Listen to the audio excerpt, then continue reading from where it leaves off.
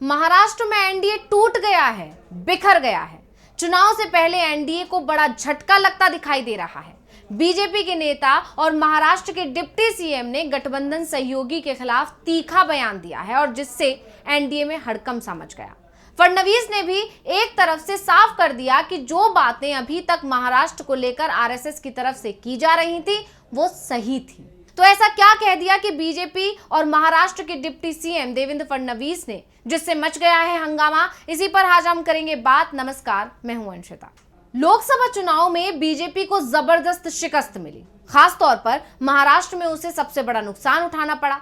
विपक्षी गठबंधन की सीटों की संख्या 5 से बढ़कर 30 हो गई, तो एनडीए की सीटें 41 से घटकर 17 रह गईं। इसके बाद से ही हार के कारणों को लेकर मंथन शुरू हो गया था।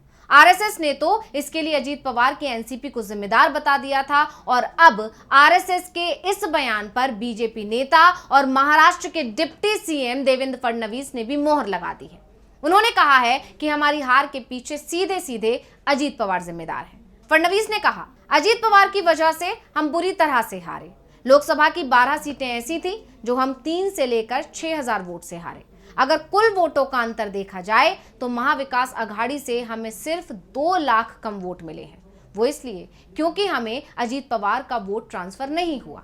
एकनाथ शिंदे की शिवसेना ने तो हमारे पक्ष में अपना वोट आसानी से ट्रांसफर करा दिया, लेकिन अजीत का वोट हमें नहीं मिल पाया।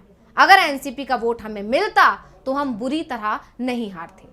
अजीत पवार के गठबंधन को लेकर बीजेपी के लोग भी सहज नहीं थे। यानी लोकसभा चुनाव में एनडीए को जो करारी हार मिली थी, उसके बाद ये पहली बार है जब बीजेपी के किसी सीनियर नेता ने अजीत पवार और उनकी पार्टी को हार के लिए जिम्मेदार ठहराया है।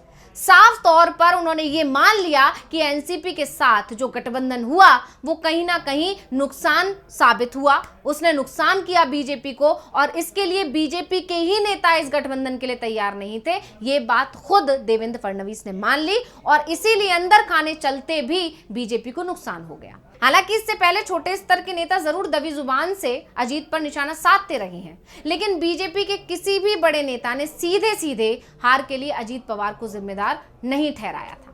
पहली बार है कि बीजेपी के किसी बड़े नेता ने अजीत पवार पर सीधे हमला किया है। वैसे लोकसभा चुनाव के बाद आरएसएस से जुड़ी एक पत्रिका ऑर्गेनाइजर ने जरूर अजीत पर निशाना साधा था। ऑर्गेनाइजर ने लिखा था कि अजीत को अगर नहीं लेते तो नुकसान कम होता। पत्रिका ने अजीत को एनडीए में लाने वाले नेताओं को भी निशाने पर लिया था। बता दें कि अजीत पवार को एनडीए में शामिल कराने में देवेंद्र फडणवीस की ही मुख्य भूमिका थी। ऑर्गेनाइजर ने एक तरह से फडणवीस के फैसले पर ही सवाल खड़े कर दिए थे। ऑर्गेनाइजर ने कहा था कि अजीत पवार की पार्टी की नीतियों के खिलाफ हमारे लोग शुरुआत से ही लड़ते चले आ रहे हैं। शिवसेना शिंदे गुट के साथ गठबंधन को लेकर तो बीजेपी का कार्यकर्ता खुश था, उनके साथ हमारे रिश्ते मजबूत हैं, लेकिन अजीत पवार गुट के साथ सड़क पर लड़ते रहे हैं। ऐसे में अचानक अजीत गुट के एनडीए में आने से बीजेपी के कार्यकर्ता ही सहज नहीं थे, वो साथ में काम करने को तैयार ही नहीं थे। यानी पहले संघ और अब बीजेपी ने भी मान लिया है कि अजीत पवार ही उसकी हार के लिए बड़े जिम्मेदार हैं। लेकिन क्या सच में हार के पीछे अजीत पवार का हाथ था? तो बीजेपी के नेता अब दावा कर रहे हैं कि लोकसभा चुनाव में मिली हार के पीछे अजीत पवार थे, लेकिन अजीत पवार का कहना है कि राज्य की 48 सीटों में से हमारे हिस्से सिर्फ 4 सीट आई थी। 1 सीट पर जीत मिली, 3 पर उसके उम्मीदवार दूसरे नंबर पर थे, लेकिन इन 3 सीटों में से सिर्फ बारामती सीट पर ही एनसीपी का उम्मीदवार था। बची 2 सीट पर तो शिवसेना ने एनसीपी के चुनाव निशान पर अपने उम्मीदवार उतारे थे। ऐसे में एनसीपी को एनडीए की हार के लिए जिम्मेदार कैसे माना जा सकता है? हार हो या जीत, वो सामूहिक जिम्मेदारी होती है। ऐसे में सिर्फ एनसीपी को हार का जिम्मेदार नहीं मानना चाहिए। एनसीपी ने तो हार के पीछे सीधे सीधे पीएम नरेंद्र मोदी को ही जिम्मेदार ठहरा दिया था। एनसीपी अजीत पवार ग्रुप के मुख्य प्रवक्ता उमेश पाटिल ने कहा था कि 400 सीट का नारा देने की वजह से हम हारे हैं। ये नारा पीएम मोदी ने दिया और इस नारे को विपक्ष ने लपक लिया। विपक्ष ने दावा किया कि 400 सीटें बीजेपी को संविधान बदलने के लिए चाहिए, जिससे दलितों में और अल्पसंख्यकों में गलत मैसेज गया और इस वजह से हार हुई।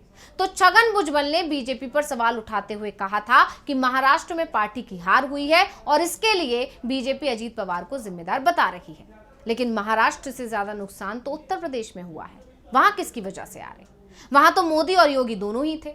मोदी वाराणसी सीट से चुनाव लड़े थे, वहां उनके वोट क्यों कम हो गए, जीत का अंतर कैसे घट गया, बीजेपी और संघ को इसका भी जवाब देना चाहिए।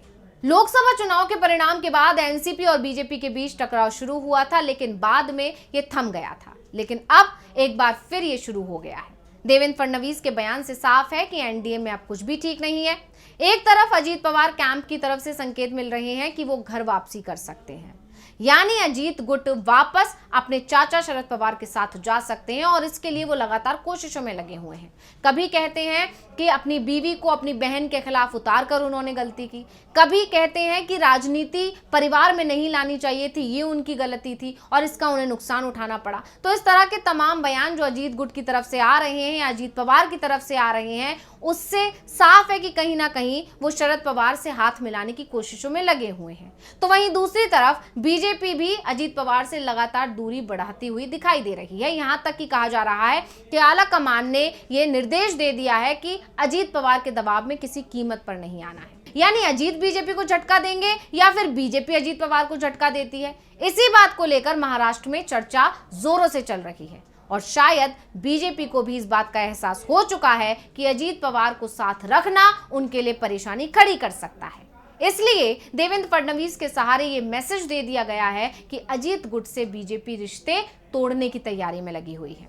बीजेपी एकनाथ शिंदे की शिवसेना के साथ तो गठबंधन कर लेगी, लेकिन अजीत पवार के एनसीपी के साथ वो समझौता नहीं करेगी। वैसे भी सीट बंटवारे को लेकर पहले से ही एनडीए में रार मची हुई है। अमित शाह भी इस झगड़े को नहीं सुलझा पा रहे हैं। हाल ही में वो महाराष्ट्र पहुंचे थे। मीडिया के सामने जब आए तो उनके बयान से साफ हो गया था कि मामला फंस गया है। शाह ने कहा था कि करीब 70% सीटों पर सहमति बन गई है, यानी 100 सीटों पर अभी तक सहमति नहीं बन पाई है और अब कहा जा रहा है कि जिन सीटों पर सहमति नहीं बन पाई है उनमें से अधिकांश पर अजीत पवार की पार्टी दावेदारी कर रही है और इसी के परेशान होकर अब बीजेपी की तरफ से गठबंधन तोड़ने के संकेत दिए जाने लगे हैं। और इसी कड़ी में देवेंद्र फडणवीस ने साफ कर दिया है कि अजीत पवार ही हार के जिम्मेदार है। यानी साफ है कि जिस तरह की अटकलें लगाई जा रही हैं कि चुनाव से पहले ही एनडीए में टूट पड़ सकती है, एनडीए में फूट हो जाएगी, एनडीए में जो घटक दल हैं, 3 मुख्य घटक दल हैं, वो शायद अलग अलग होकर चुनाव लड़ सकते हैं। ऐसे में जब फडणवीस का ये बयान आया तो इन तमाम अटकलों को, इन तमाम कयासों को और बल मिल गया है और ये मानकर चला जा रहा है कि कहीं ना कहीं अजीत जो सोच रहे हैं कि वो बीजेपी को झटका देंगे, इसकी भनक बीजेपी को लग गई है। या ये भी कह सकते हैं कि अजीत समझ चुके हैं कि बीजेपी के साथ रहकर भविष्य नहीं है, क्योंकि तमाम सर्वे रिपोर्ट्स भी यही दावा कर रहे हैं कि इस बार बीजेपी सत्ता में नहीं आने वाली है, एनडीए सत्ता में नहीं आने वाली है। तो ऐसे में अजीत कहीं ना कहीं ये सोच रहे हैं कि डूबती हुई कश्ती पर सवार क्यों होना है और इसी वजह से वो लगातार दूरियां बना रहे हैं एनडीए से, बीजेपी से, शिंदे गुट से, और इस चीज को बीजेपी भी भांप चुकी है और इसीलिए दोनों तरफ से खुलकर अब इस तरह की बयानबाजियां शुरू हो गई हैं। तो अगर ये सब जो चल रहा है इसको देखते हुए ये कहना बिल्कुल गलत नहीं होगा कि एनडीए में बहुत खींचतान मची हुई है और हो सकता है कि चुनाव से पहले एनडीए बंट जाए। तो इस रिपोर्ट को लेकर आपका क्या कहना है, मुझे कमेंट करके अपनी राय जरूर दीजिएगा। इसी के साथ मुझे दीजिए इजाजत। देखते रहिए डीवी लाइव। नमस्कार।